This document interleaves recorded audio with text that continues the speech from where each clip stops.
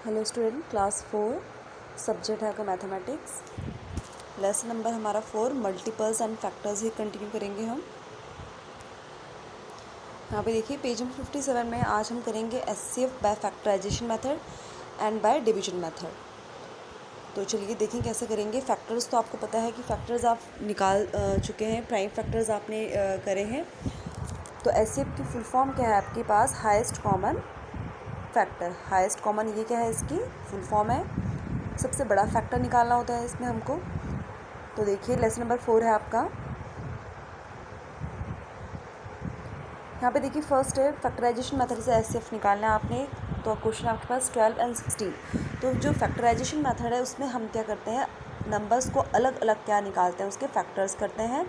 Factors मतलब कि यानी कि तब तक आप डिवाइड करते हैं, यानी कि जब तक आपका क्या नहीं हो जाता, वन नहीं, यानी कि कंप्लीट डिवाइड तब तक उसको आप क्या करते हैं, वन बाय वन स्टेप करके क्या करते हैं, डिवाइड करते हैं। ये आपको पता है। तो सबसे पहले हम 12 ले लेंगे।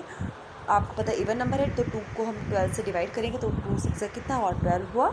सेकंड स्टेप में, थर्ड स्टेप में फिर अभी भी इवन नंबर है ये, तो 2 3 से कितना हुआ, 6 एंड 3 1 ज़ा 3। तो यहाँ पे देखिए आपका यहाँ पे क्या हो गया, कंप्लीट आपका क्या हो गया, डिवाइड हो गया तो 1 आया है।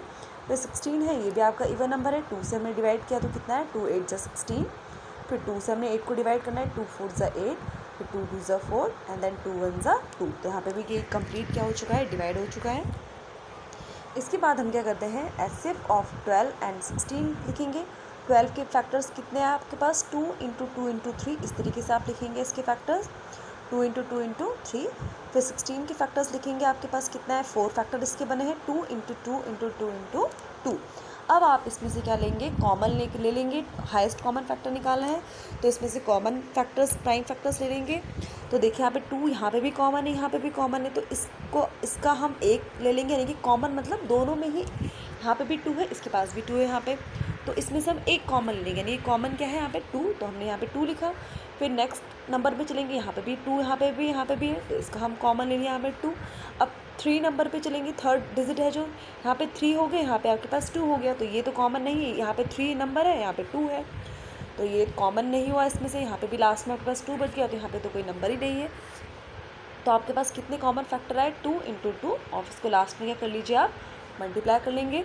तो 2 इंटू 2 कितना हो गया आपके पास यहाँ पे 4। तो ये है आपका फैक्टराइजेशन मेथड, कि जिसमें हम अलग अलग नंबर्स को क्या करेंगे, उसके फैक्टर्स निकालेंगे और फिर उसको इस तरीके से लिखेंगे, उसके फैक्टर्स को अलग अलग लिखेंगे और लास्ट में उसके हम क्या निकाल देंगे, कॉमन फैक्टर।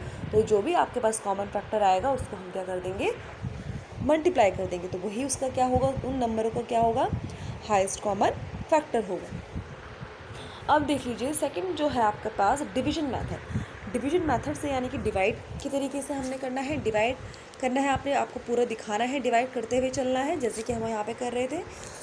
यहाँ पे हम इस तरीके से कर रहे थे, अलग अलग फैक्टर्स निकाल रहे थे। तो यहाँ पे आपने किस तरीके से करना है डिवीजन मेथड से, यहाँ पे आपके पास क्वेश्चन है 96 एंड 144। तो बड़ा नंबर आपको दिख रहा है यहाँ पे 144 है, तो इसको हम हाउस के अंदर लिखेंगे, एंड 96 छोटा है तो इसको यहाँ बाहर लिखेंगे। तो 96 में हम टेबल पढ़े 144 में देखेंगे। तो 96 को अगर हम 2 से करते हैं, 2 6 18 एंड 9 2 18, तो ये ज़्यादा बड़ा हो रहा है, तो इसलिए 96 वन जो 96 किया हमने, तो 96 को हमने किया तो कितना आया, 96 ही आया, तो माइनस करेंगे। 144 में से 96 किया तो हमने पास कितना है, 48। अब लास्ट स्टेप में अभी भी आपके पास यहाँ पे 1, यानी कि हमें क्या चाहिए होता है, जब हम डिवीजन मेथड कर रहे हैं तो हमें पूरा उस नंबर को क्या करना होता है, कैंसिल करना होता है, यानी कि पूरा उस नंबर को डिवाइड होना पड़ता है, यानी कि पूरा डिवाइड हमने करना है। अब आपके पास अभी 48 रिमाइंडर बचा, अभी भी आपका डिवाइड नहीं है, तो इसी को हम बाहर लिखेंगे और फिर इस नंबर को, यानी कि जो 96 है यहाँ पे, उसको अंदर लिख लेंगे। तो 48 को हम 96 से डिवाइड करेंगे, तो 48 2 जा कितना हुआ, 96। तो 96 में से 96 किया तो क्या है आपके पास, 0, कुछ नहीं बचा। तो यहाँ पे आपका ये क्या हो गया, ये आपके पास यहाँ पे आपका डिवीजन क्या हो चुका है, कंप्लीट हो चुका है, पूरा हो चुका है। तो आंसर क्या आएगा आपके पास, द एचसीएफ ऑफ 96 एंड 144। जो आपके पास लास्ट डिविज़र बचता है, आपको डिविज़र पता है कि जिससे हम डिवाइड, जिस चीज़ को हम जिससे हम डिवाइड कर रहे होते हैं, यानी कि जिन लोगों के बीच में हम क्या कोई भाग कर रहे होते हैं, डिवाइड कर रहे होते हैं, किस नंबर से हम उसको क्या कर रहे हैं, डिवाइड कर रहे हैं, ठीक है। तो किस नंबर से हमने किया, इसको 48 को 96 से किया।